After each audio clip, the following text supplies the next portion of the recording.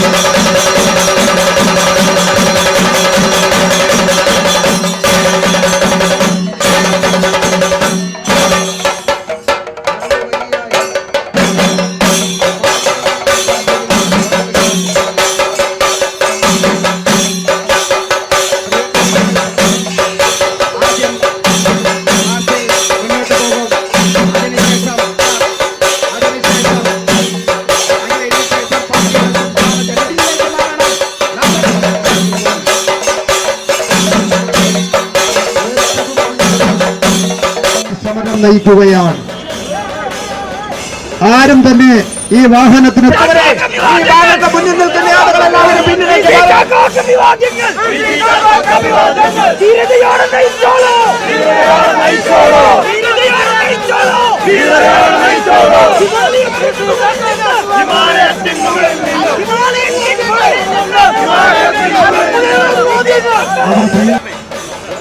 രാജ്ഭവനിലേക്ക് March ചെയ്യുകയാണ്.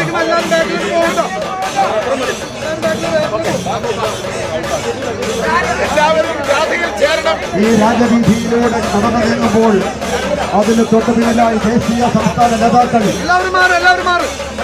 പ്രവർത്തകരെ നമ്മുടെ മാർച്ച് ഇവിടെ ആരംഭിക്കുകയാണ്. ഈ ബാനറിന്റെ മുന്നിൽ നിൽക്കുന്ന ആളുകളെല്ലാം പിന്നോട്ട് മാറേണ്ടതാണ്. ആദ്യം പാർട്ടിയുടെ സംസ്ഥാന കമ്മിറ്റിയുടെ പ്രസിഡന്റ് പി.സി. ചാക്കോ ഈ മാർച്ച് നയിക്കുന്നതാണ്. അതിന്റെ പിന്നിൽ ബാനർ, സംസ്ഥാന കമ്മിറ്റിയുടെ ബാനർ, അതിന്റെ തൊട്ട് പിന്നിൽ പാർട്ടിയുടെ അഖിലേന്ത്യാ വർക്കിംഗ് കമ്മിറ്റി അംഗങ്ങളും പാർട്ടിയുടെ സംസ്ഥാന വൈസ് പ്രസിഡന്റുമാരും, അതിന്റെ പിന്നിൽ പാർട്ടിയുടെ സംസ്ഥാന ജനറൽ സെക്രട്ടറിമാർ, അതിന്റെ പിന്നിൽ പാർട്ടിയുടെ സംസ്ഥാന സെക്രട്ടറിമാർ, അതിന്റെ പിന്നിൽ പാർട്ടിയുടെ ജില്ലാ കമ്മിറ്റിയുടെ പ്രസിഡന്റുമാർ, അതിന്റെ പിന്നിൽ സംസ്ഥാന ഈ ബാനറിന്റെ മുൻപിൽ നിൽക്കുന്ന ആളുകളെല്ലാം പിന്നോട്ട് മാറി റാലി പങ്കെടുക്കണമെന്ന് അഭ്യർത്ഥിക്കുന്നു.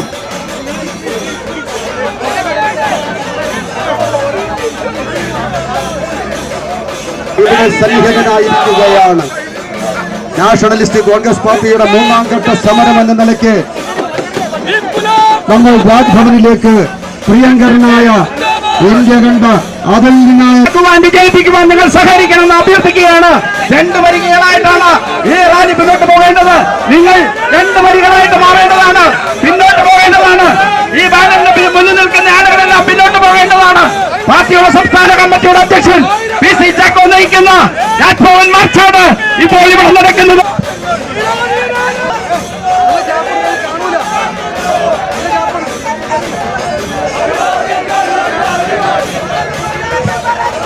പ്രിയപ്പെട്ടവരെ, നിങ്ങൾ പി.സി. ചാക്കോസിന്റെ പിന്നിലായി കൊണ്ടിരിക്കുന്നതിന്റെ പോരാട്ടത്തിന്റെ ഭാഗമാണ് ഈ സമരവും. രാജ്ഭവൻ മാർച്ച് ഏറ്റവും വലിയാക്കാൻ എല്ലാ NCP നേതാക്കളും പ്രവർത്തകരും ഏറ്റവും ആവേശകരമായ മുദ്രാവാക്യം വിളിച്ചുകൊണ്ട് ഈ ജാഥയിൽ നേതാക്കളും നടത്തുകയാണ്. NCP Raj Bhavan March Raj Bhavan March ഇന്ത്യയിലെ കോടിക്കണക്കായ വീട്ടമ്മമാരെ പറ്റിച്ച് അധികാരത്തിലേറിയ നരേന്ദ്രമോദി സർക്കാരിന്റെ തെറ്റായ നയങ്ങൾക്കെതിരായി ഇന്ത്യയിലെ ജനാധിപത്യ പ്രസ്ഥാനം നാഷണലിസ്റ്റ് കോൺഗ്രസ് പാർട്ടി NCP സംഘടിപ്പിക്കുന്ന ഉജ്ജ്വലമായ രാജ്ഭവൻ മാർച്ചിനെ ബഹുമാന്യനായ സംസ്ഥാന പ്രസിഡന്റ് പി.സി. ചാക്കോ നയിച്ചുകൊണ്ടുവരുന്നത് ആ ധാര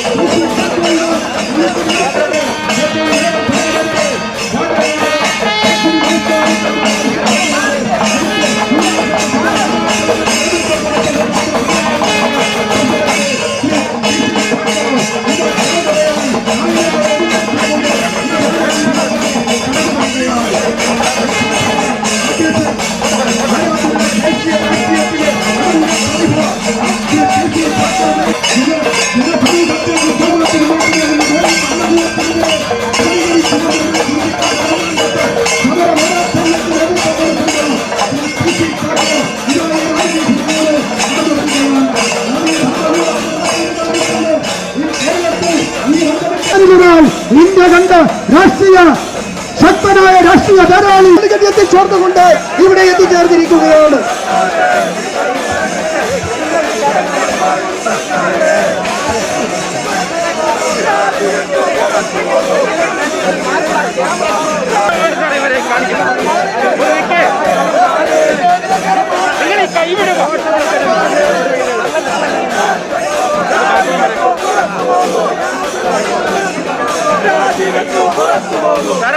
കൈ വീശോ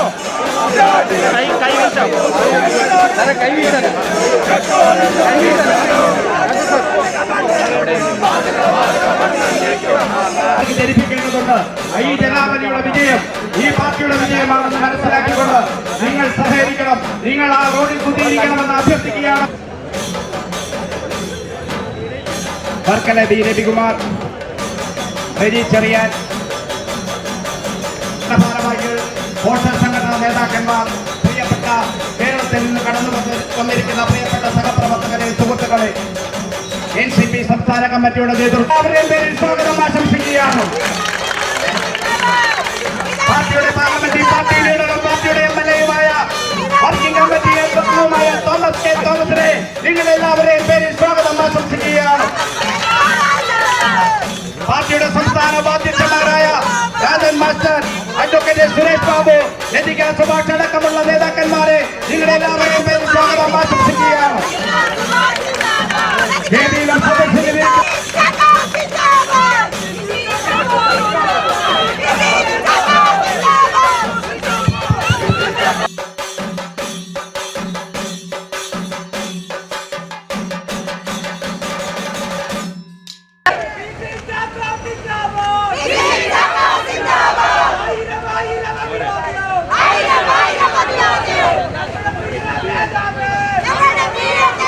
മുന്നേറ്റത്തിൽ പങ്കെടുക്കാൻ NCP-യുടെ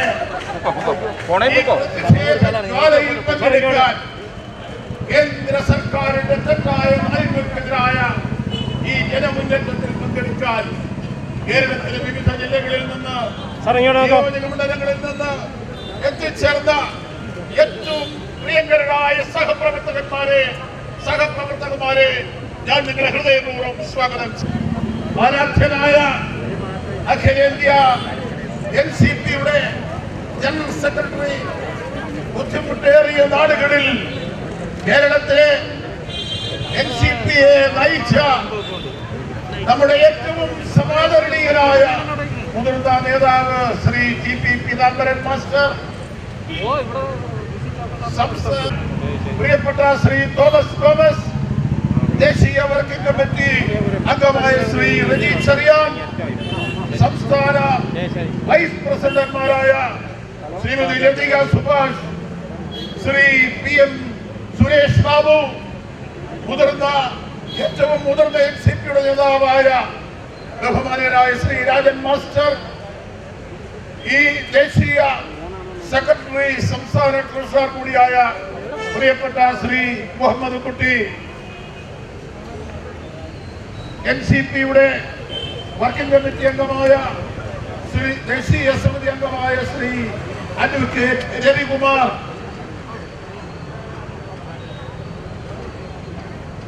വനിതാ കോൺഗ്രസിന്റെ സംസ്ഥാന പ്രസിഡന്റ് ശ്രീമതി ഷീബ ലിയോൺ,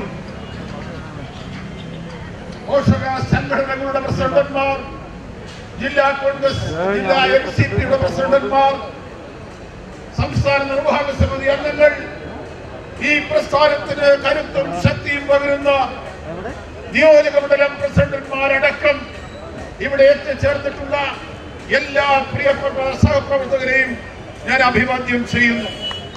പ്രിയപ്പെട്ടവരെ, ഇത് ഒരു സമരത്തിന്റെ, ഒരു ധർമ്മ സമരത്തിന്റെ, ഒരു ജനങ്ങൾക്ക് വേണ്ടിയുള്ള പോരാട്ടത്തിന്റെ 3ാം ഘട്ടമാണ്. കേരളം മുഴുവൻ ഗ്രസിച്ച കോവിഡിന്റെ കാലഘട്ടത്തിൽ പോലും അനുദിനം കുതിച്ചു വരുന്ന പെട്രോൾ വിലകൾക്കെതിരെ പ്രതിഷേധമുണ്ടാവില്ല എന്നാണ് നമ്മുടെ പ്രധാനമന്ത്രി കരുതിയത്. 1000 ഭവനങ്ങളുടെ അങ്കണങ്ങളിൽ കുടുംബാംഗങ്ങളോടൊപ്പം, അയൽക്കാരോടൊപ്പം അണിനിരന്ന് നമ്മൾ കുടുംബ സദസ്സുകൾ നടത്തി. അന്നാണ് അവരറിയുന്നത് ഈ മഹാമാരിക്ക് പോലും തടഞ്ഞു നിർത്താൻ കഴിയാത്ത പ്രതിഷേധത്തിന്റെ അഗ്നിജ്വാല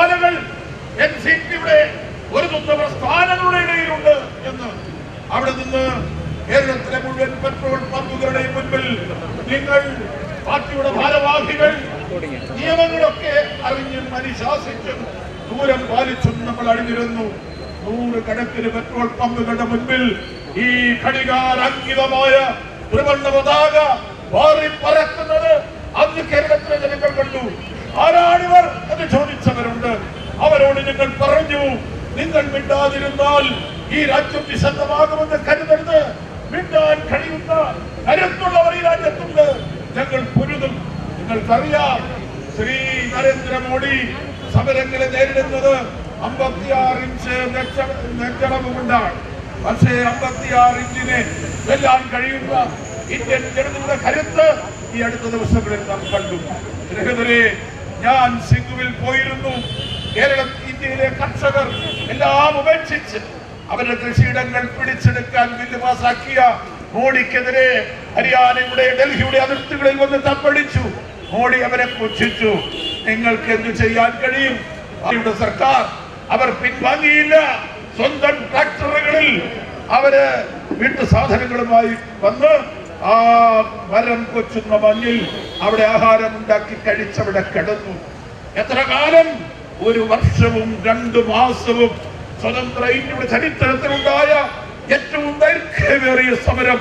കണ്ണീരിൽ കുതിർന്ന ഒരു പിൻ അധ്യായമുണ്ട് അതിന്. നിങ്ങൾക്കറിയാം, മോഡിയും കൂട്ടരും ഹാസ്യത്തോടെ സംസാരിച്ചപ്പോ ഒലിഞ്ഞു പോയത് 700 ജീവനാണ്.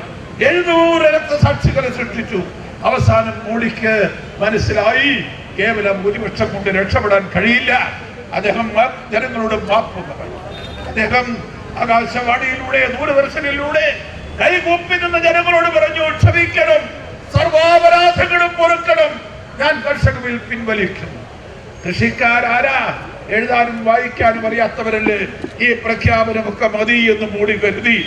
കർഷക നേതാക്കന്മാർ ശ്രീ ടിക്കായത്തിനെ പോലുള്ളവർ പറഞ്ഞു, പോരാ, പാർലമെന്റ് വിളിച്ചു കൂട്ടണം, ഈ ബില്ലുകൾ പാസ്സാക്കണം, ഈ ബില്ലുകൾ ക്യാൻസൽ ചെയ്യണം, റദ്ദു ചെയ്യണം. ഈ വിന്റർ സമ്മേളനത്തിൽ, ഈ വിന്റർ സെഷൻ ഓഫ് പാർലമെന്റിൽ ആദ്യത്തെ ബില്ല് കർഷക ബില്ല് റദ്ദു ചെയ്യുന്ന ബില്ലാണ്. ഈ നാണം കെട്ട കീഴടങ്ങളുടെ 300 ഭൂരിപക്ഷം ഉണ്ടായിട്ട് എന്തുകൊണ്ട് മോഡി തയ്യാറായി? 56 ഇഞ്ച് നെഞ്ചളവുള്ള ആൾക്ക് എങ്ങനെ ഈ നാണം കെട്ട കീഴടങ്ങളിൽ പോകേണ്ടി വന്നു? ഞാൻ എന്തിനാണിത് പറയുന്നത് വെച്ചാൽ, മിസ്റ്റർ മോഡി, നിങ്ങൾക്കൊരിക്കൽ കൂടി ആകാശവാണിയുടെ മുൻപിൽ, ദൂരദർശന്റെ മുൻപിൽ മുമ്പ് കൈകളുമായി തലയും കുരിച്ചു നിൽക്കേണ്ടി വരും. ഈ സമരത്തിന്റെ മുൻപിൽ പെട്രോളിയം ഉൽപ്പന്നങ്ങളുടെ വിലക്കയറ്റം, ഗ്യാസിന്റെ വിലക്കയറ്റം, അതിനെതിരായി ഇന്ത്യയിൽ ആഞ്ഞടിക്കുന്ന ഒരു സമരം വരാൻ പോവുകയാണ്. ഞങ്ങൾ പ്രതിപക്ഷ രാഷ്ട്രീയ പ്രസ്ഥാനങ്ങളെ ഒന്നിപ്പിക്കാൻ ശ്രീ പീതാംബരൻ മാസ്റ്റർ വിളിച്ചു കൂട്ടിയ NCPയുടെ ദേശീയ സമിതി 3-ാം തീയതി ഡൽഹിയിൽ കൂടുന്നുണ്ട്. ശ്രീ ശരത് പവാർ എല്ലാ രാഷ്ട്രീയ പ്രസ്ഥാനങ്ങളോടും പ്രതിപക്ഷ പ്രസ്ഥാനങ്ങളോടും പറഞ്ഞു, നമുക്ക് ഒന്നിച്ചതിനെതിരായി മുന്നോട്ട് പോകണം. അങ്ങനെ പെട്രോളിയം ഉൽപ്പന്നങ്ങളുടെ വിലവർദ്ധനവ് കുറയ്ക്കാൻ കഴിയുന്ന ഒരു സാഹചര്യം ഉണ്ടാകണം. ഇത് പ്രതിപക്ഷമായതുകൊണ്ട് പറയുന്നതല്ല പ്രിയപ്പെട്ടവര്. എന്താണ് ഇതിന്റെ പിന്നിലുള്ള കണക്ക് ശാസ്ത്രം എന്ന് നിങ്ങൾ ആലോചിച്ചിട്ടുണ്ടോ? മോഡി ഗുജറാത്തിൽ നിന്ന് ഡൽഹിയിലേക്ക് വന്ന ആ യാത്രയിൽ അദ്ദേഹം പറഞ്ഞു, 50 രൂപയ്ക്ക് ഞാൻ പെട്രോൾ വിൽക്കും, ഞാൻ ഗ്യാസിന്റെ വില കുറയ്ക്കും, വീട്ടമ്മമാരുടെ കണ്ണുനീര് തുടയ്ക്കും. നിങ്ങൾ കണ്ടില്ലേ, എല്ലാ പെട്രോൾ പമ്പിലും ഒരു വീട്ടമ്മയുടെ ചേർത്ത് ചിരിക്കുന്ന മുഖം, ഒരു ഗ്യാസ് സിലിണ്ടർ, നരേന്ദ്രമോദിയുടെ മനോഹരമായ ഒരു ചിത്രം. ഇന്ന് ആ ചിത്രം അദ്ദേഹത്തെ നോക്കി കൊഞ്ഞനം കുത്തുന്നുണ്ടാകും. എന്താണെന്ന് അറിയുമോ? ഒരു കുറ്റി ഗ്യാസിന്റെ വില തിരുവനന്തപുരത്ത് 930 രൂപയാണ്. 400 രൂപയുണ്ടായിരുന്ന ഗ്യാസിന്റെ വില 930 രൂപ. എന്താ കാരണമെന്നറിയുമോ? ഇവിടെ എത്രയോ കാലമായി സർക്കാരുകൾ കൊടുത്തിരുന്ന സബ്സിഡി പിൻവലിച്ചിരിക്കുന്നു. നിങ്ങൾക്കറിയുമോ, മോഡിയുടെ ഗവൺമെന്റ് ഒരു പൈസ പോലും കുക്കിംഗ് ഗ്യാസിന് സബ്സിഡി കൊടുക്കുന്നില്ല. ഇതിന് മുൻപുണ്ടായിരുന്ന ഭരണകൂടങ്ങൾ 300 രൂപ വരെ സബ്സിഡി കൊടുത്തിരുന്നു. നിങ്ങൾ മേടിക്കുന്ന, നിങ്ങൾക്ക് 12 ഗ്യാസ് കുറ്റികൾ കിട്ടും ഒരു വർഷം.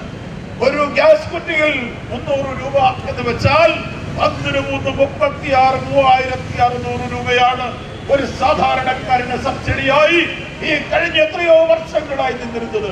നിങ്ങളത് നിർത്തി. മോഡി, അമിത്ഷായും മോഡിയും തീരുമാനിച്ചു, ഈ പാവങ്ങൾക്കത് വേണ്ട. 3,600 രൂപ വെച്ച് ഈ കേരളത്തിലെ വീട്ടമ്മമാരുടെ നഷ്ടം നിങ്ങൾക്കറിയുമോ? ഞാനൊരു കണക്ക് കൂട്ടി 1050 കോടിയാണ്.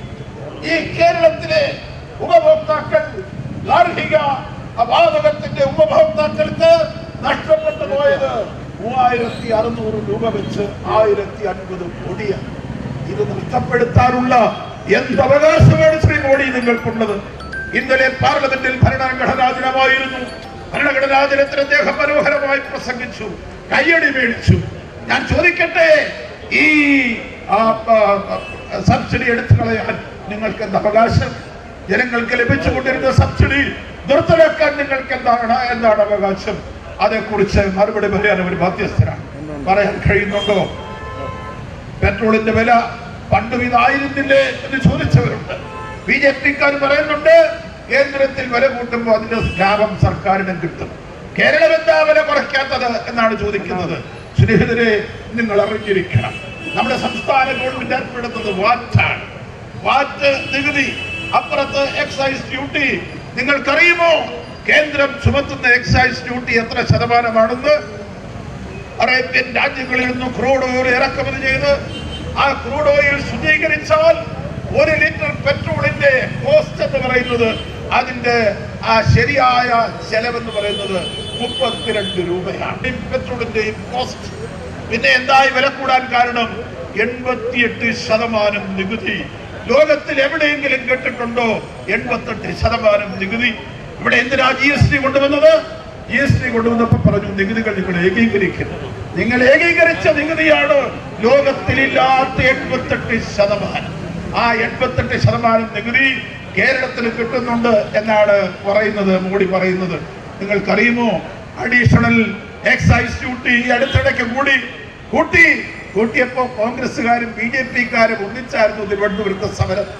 പലർക്കും സൈക്കിൾ ചവിട്ടാൻ അറിയത്തില്ലാത്തവര് സൈക്കിൾ സ്റ്റാൻഡിൽ ഇട്ടിട്ട് സൈക്കിളിൽ കയറിയിരുന്ന ഫോട്ടോ ഒക്കെ എടുത്തിട്ട് ഞങ്ങൾ കണ്ടു. എന്തായിരുന്നു ആ സമരം?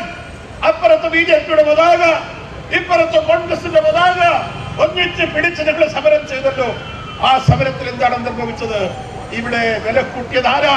സ്റ്റേറ്റ് ഗവൺമെന്റ് വില കുറയ്ക്കണം. അഡീഷണൽ എക്സൈസ് ഡ്യൂട്ടി കൂട്ടിയപ്പോ ആ അഡീഷണൽ എക്സൈസ് ഡ്യൂട്ടിക്ക് കേരളത്തിന് കിട്ടുന്നത് എന്താണെന്ന് അറിയാമോ? കണക്ക് പഠിക്കാൻ താല്പര്യമുണ്ടെങ്കിൽ കോൺഗ്രസുകാരും BJP-ക്കാരും മനസ്സിലാക്കണം. അവരോട് ഞങ്ങൾ പറയുന്നു, 1 രൂപ 40 പൈസ 1 ലിറ്റർ പെട്രോളിന്റെ മേൽ, ഡീസലിന്റെ മേൽ അഡീഷണൽ എക്സൈസ് ഡ്യൂട്ടി കൂട്ടിയപ്പോ നിങ്ങൾ എന്തിനാ സമരം ചെയ്യുന്നത് എന്ന് ചോദിച്ചു. നിങ്ങൾക്കും കിട്ടുന്നില്ലേ എന്ന് ചോദിച്ചു. എത്രയാണ് നമുക്ക് കിട്ടുന്നതെന്ന് അറിയുമോ? 1 രൂപ 40 പൈസയിൽ 41% എന്ന് വെച്ചാൽ 56 പൈസ സംസ്ഥാനങ്ങൾക്ക് വീതിച്ചു കൊടുക്കും. 56 പൈസ സംസ്ഥാനങ്ങൾക്ക് കൊടുക്കുമ്പോ നമുക്ക് കിട്ടില്ല. അത് ആളോഹരിയാണ്, പെർ ക്യാപിറ്റയാണ്. കേരളത്തിൽ ആകെ 2-3 കോടി ആളുകളെ ഉള്ളൂ. ഉത്തർപ്രദേശിൽ 14 കോടിയുണ്ട്. അപ്പോ ആളോഹരി വീതിച്ചു കൊടുക്കുമ്പോ കേരളത്തിന് കിട്ടുന്ന 1 പൈസ. 1 രൂപ 40 പൈസ അഡീഷണൽ എക്സൈസ് ഡ്യൂട്ടി ഏർപ്പെടുത്തുമ്പോ കേരളത്തിന് കിട്ടുന്നത് 1 പൈസയാണ് എന്നുള്ള വിവരം അവർ മറക്കണ്ട. സൈക്കിൾ ചവിട്ടുന്നവരും പാതിരാത്രിയിൽ സമരം നടത്തുന്നവരും ശേഖരം എടുത്ത് അങ്ങാടിയിൽ കൊണ്ടുവന്നിരിക്കുകയാണ്. നിങ്ങൾക്കറിയുമോ, കരുതൽ ശേഖരം ഭൂഗർഭ അറകളിൽ സംഭരിച്ചു വെച്ചിരിക്കുന്ന വലിയ ടാങ്കുകളിൽ നിറച്ചു വെച്ചിരിക്കുന്ന ക്രൂഡ് ഓയിലാണ് നമ്മുടെ കരുതൽ ശേഖരം.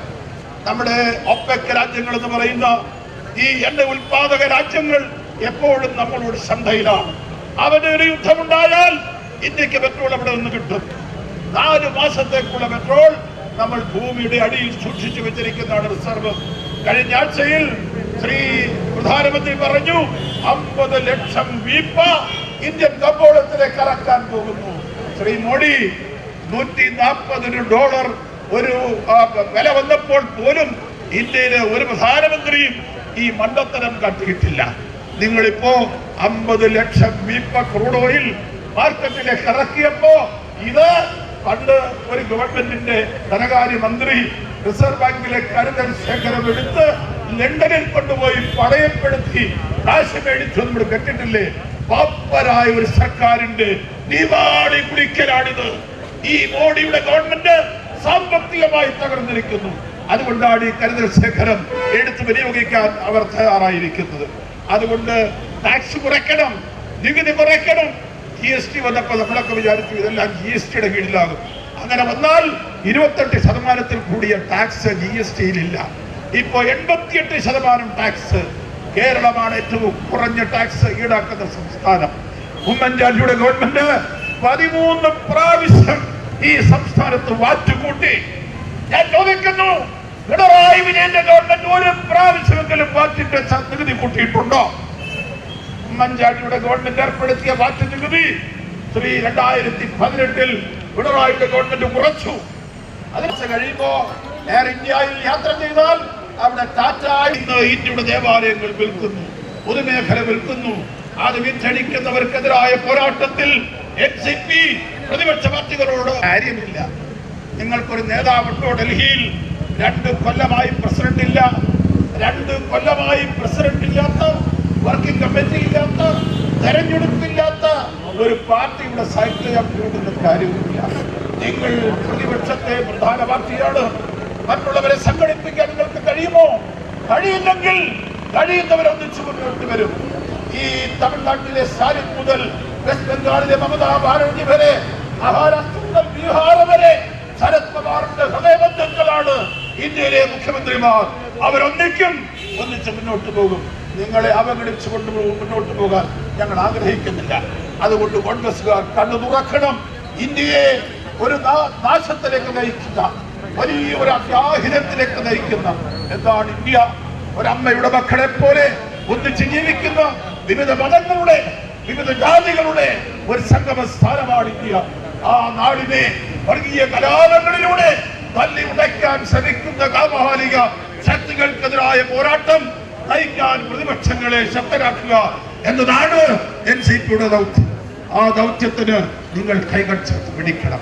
സ്നേഹിതരെ, നമ്മൾ കഴിഞ്ഞ 3-4 മാസക്കാലമായി വിശ്രമമില്ലാതെ ഓടി. ഇന്ന് കേരളത്തിലെ 14 ജില്ലകളിൽ 140 നിയോജക മണ്ഡലങ്ങളിൽ നമ്മുടെ ഓഫീസുകൾ സജീവമാണ്, പ്രവർത്തനം സജീവമാണ്. ഒരു മാസത്തിനുള്ളിൽ 1200 മണ്ഡലങ്ങളിൽ നമ്മുടെ കമ്മിറ്റികൾ ഉണ്ടാകും. ലക്ഷക്കണക്കിന് പ്രവർത്തകന്മാർ NCPക്ക് ഉണ്ടാകും. നിങ്ങൾ ആരും കണ്ണടച്ചിരിട്ടാക്കണ്ട. ഇതൊരു സമര സംഘടനയാണ്. ഞങ്ങൾ കുതിച്ചുയരുന്ന ഒരു ജനകീയ മുന്നേറ്റ സേനയാണ്. അതുകൊണ്ട് ഞങ്ങളുടെ ശബ്ദം കേൾക്കാൻ ബന്ധപ്പെട്ടവർ തയ്യാറാകണം എന്ന് മാത്രം ഞാൻ പറയുന്നു. ഇത് അന്നേരം മസ്ജിദ് പോലെ ബഹുമാനിയരായ ആളുകൾ ഇവിടെ ഉണ്ട്. ഞാൻ ദീർഘിപ്പിക്കുന്നില്ല. വളരെ ദൂരെ നിന്ന് ഇന്നലെ തിരിച്ച് ഇന്ന് വെളുപ്പിക്കപ്പെടുത്തിയ ഒരുപാട് സഹോദരിമാർ, ഒരുപാട് സഹപ്രവർത്തകർ ഇവിടെ ഉണ്ട്. അവരുടെ കഷ്ടപ്പാടിന്റെ മുൻപിൽ, അവരുടെ ബുദ്ധിമുട്ടിന്റെ മുൻപിൽ ഞാൻ കൈകൾ പൊക്കുകയാണ്. ഇനിയും തീവ്രമായ സമരങ്ങളിലൂടെ നമുക്ക് മുന്നോട്ട് പോകാൻ കരുത്തും ശക്തിയും നിങ്ങൾക്കുണ്ട്. നിങ്ങളുടെ മനസ്സാക്ഷിയുടെ മുൻപിലുണ്ട്.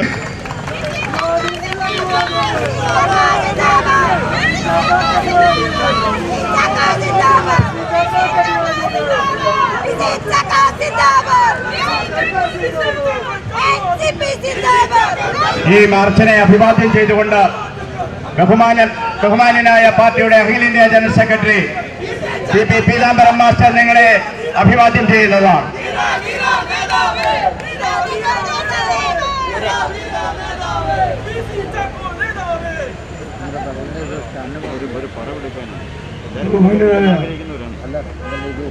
ഈ മാർച്ച് ഉദ്ഘാടനം ചെയ്ത ഊർജ്ജസ്വരായ NCP സംസ്ഥാന പ്രസിഡന്റ് ശ്രീ PC ചാക്കോ, NCPയുടെ പാർലമെന്റ് പാർട്ടി ലീഡർ കൂടിയായ MLA ശ്രീ തോമസ് കെ തോമസ്, NCPയുടെ സംസ്ഥാന വൈസ് പ്രസിഡന്റായ രാജൻ മാസ്റ്റർ, സുരേഷ് ബാബു, രഘുകുമാർ, ഈ ജാഥയെ ഒരു ചർച്ച സംഭവമാക്കി മാറ്റിയ പ്രിയപ്പെട്ട സഹപ്രവർത്തകർ, വനിതാ നേതാക്കന്മാർ, യുവജനങ്ങൾ, നിങ്ങളെല്ലാം ഞാൻ അഭിവാദനം ചെയ്യുകയാണ്.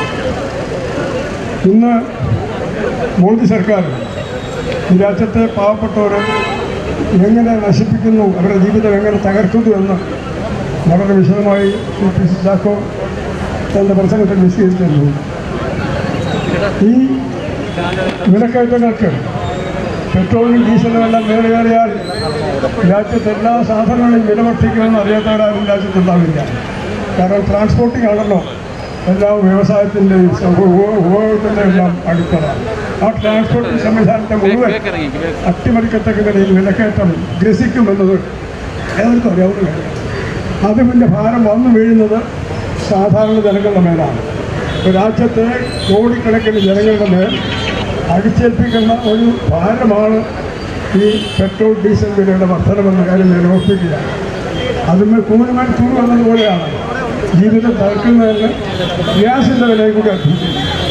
ഈ വിലവർധനപ്പറ്റി BJP പറഞ്ഞിരുന്ന ന്യായീകരണം ഇതാരംഭിച്ചത് UPA സർക്കാരിൻ്റെ കാലത്താണ് പെട്രോളിൻ്റെ വില നാഷണലൈസ് ചെയ്തതെന്ന്.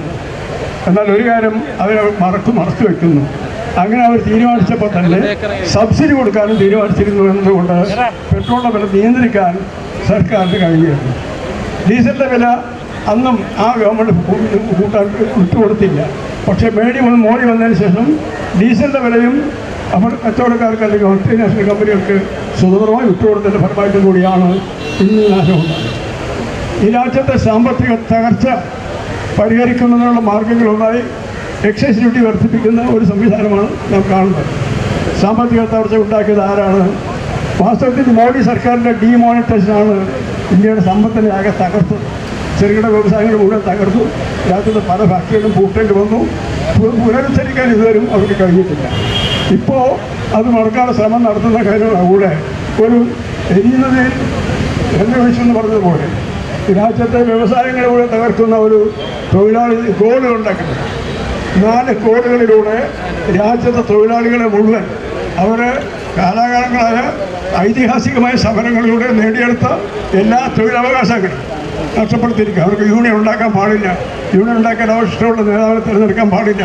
അവർക്ക് ബാർഗനിങ് ഫോഴ്സ് കൊടുക്കാൻ ഉദ്ദേശിക്കുന്നില്ല. ആർക്ക് വേണമെങ്കിലും എപ്പോൾ വേണമെങ്കിലും പിരിച്ചുവിടാം. പകരം താൽക്കാലിക തൊഴിലാളി വയ്ക്കാതെ പറഞ്ഞാൽ പിന്നെ എയർ ഇന്ത്യയുടെ കാര്യം പറഞ്ഞു. എയർ ഇന്ത്യ ടാറ്റാക്കി വെച്ചിരിക്കുന്നു. അങ്ങനെ വിൽക്കുന്നതിൻ്റെ ഫലമായിട്ട് എന്തുണ്ടാകുന്ന കേരളം അവിടെ കേരളത്തിൽ NCP ആരംഭിക്കുന്ന ഈ സമരം മോഡി സർക്കാരിന് ഒരു ബദൽ ഉണ്ടാകുന്ന ഒരു സമരത്തിൻ്റെ ഭാഗമാണ്. നിങ്ങൾക്കറിയാവുന്ന പോലെ ശരത് പവാറിൻ്റെ നേതൃത്വത്തിൽ ഇന്ത്യയിലെ എല്ലാ ജനാധിപത്യ മതേതര പുരോഗമന കക്ഷികളും രാജ്യപരമായി നടക്കുന്ന ഒരു വലിയ പ്രക്ഷോഭത്തിൻ്റെ മുന്നോടിയാണ് എന്ന കാര്യത്തിൽ നമുക്കും അഭിമാനിക്കാവുന്ന കാര്യമാണ്. ഈ സമരം ഒരു വമ്പിച്ച വിജയമാക്കുന്നതിന് നമ്മുടെ സംസ്ഥാനത്തിൻ്റെ വിവിധ ഭാഗങ്ങളിൽ നിന്ന് വെളുപ്പിന് തന്നെ ഇന്നലെയൊക്കെ ഇവിടെ വന്ന് തമ്പടിച്ച് ഇത് വിജയിപ്പിക്കുന്നതിന് ബുദ്ധിമുട്ടിയില്ല സഹിച്ച നിങ്ങളുടെ പ്രവർത്തനം ഞാൻ ഒരിക്കൽ കൂടി അഭിവാദം ചെയ്യുന്നു. നിങ്ങൾക്കെല്ലാം നന്ദി പറയുന്നു. നമസ്കാരം. നമ്മുടെ പാർട്ടിയുടെ പാർലമെന്ററി പാർട്ടി ലീഡറും അഖിലേന്ത്യാ വർക്കിംഗ് കമ്മിറ്റി അംഗവുമായ പ്രിയപ്പെട്ട MLA തോമസ് കെ തോമസിനെ അഭിവാദ്യം ചെയ്യുവാൻ ക്ഷണിക്കുന്നു. കാരണം പണ്ട് നമ്മൾ കൊച്ചിനെ പറയുമായിരുന്നു, എണ്ണാമെങ്കിൽ എണ്ണിക്കോ, നാളെ കള്ളം പറയരുത്. അതാണ് നമ്മുടെ മുദ്രാവാക്യം. ഇതൊരു തുടക്കം മാത്രമാണ്. നമ്മുടെ സമരത്തിനുള്ള പോരാട്ടമാണ് ഇത്. പ്രിയപ്പെട്ട മാതാപിതാക്കൾക്ക് വേണ്ടിയുള്ള പോരാട്ടമാണ്. NCPയുടെ നേതൃത്വത്തിന് വേണ്ടിയുള്ള പോരാട്ടമാണ്. നമ്മൾ ശക്തിയോടെ മുന്നോട്ട് പോകുക തന്നെ ചെയ്യും. ഒരു ശക്തിക്കും നമ്മളെ തടയാനൊക്കെ നമ്മളൊന്നും പുറകോട്ടില്ല കേട്ടോ. ഈ ചോരയും നീരും കുട്ടനാടിന്റെ ആർജവത്തോടുകൂടിയാ കടന്നുകൊണ്ടിരിക്കുന്നത്. കുട്ടനാട്ടിന്റെ ചെറിയ മണമുണ്ട് നമ്മുടെ അകത്ത്. അതുകൊണ്ട് കേരളത്തില് കാസർഗോഡ് മുതൽ കന്യാകുമാരി വരെ ആരാധ്യനായ PC ചാക്കോയെ കേരളത്തിലേക്ക് അയച്ചപ്പോൾ അതിന്റെ തെളിവാണിത്. അതാണ് നമ്മുടെ ബലം. ശക്തമായ നേതൃത്വം ഉണ്ടെങ്കിൽ തൊടാൻ ഇച്ചിരി ബുദ്ധിമുട്ടില്ലയോ? ശക്തരായ മാതാപിതാക്കൾ എല്ലാം സഹിച്ച് അതിരാവിലെ എത്തിച്ചേർന്ന നിങ്ങളാണ് കാസർഗോഡ് മുതൽ കന്യാകുമാരി വരെയുള്ള പ്രിയപ്പെട്ട NCPയുടെ പ്രവർത്തകരാണ് NCPയുടെ ബലം. അതുകൊണ്ട് എനിക്ക് പറയുവാനായിട്ടുള്ളത്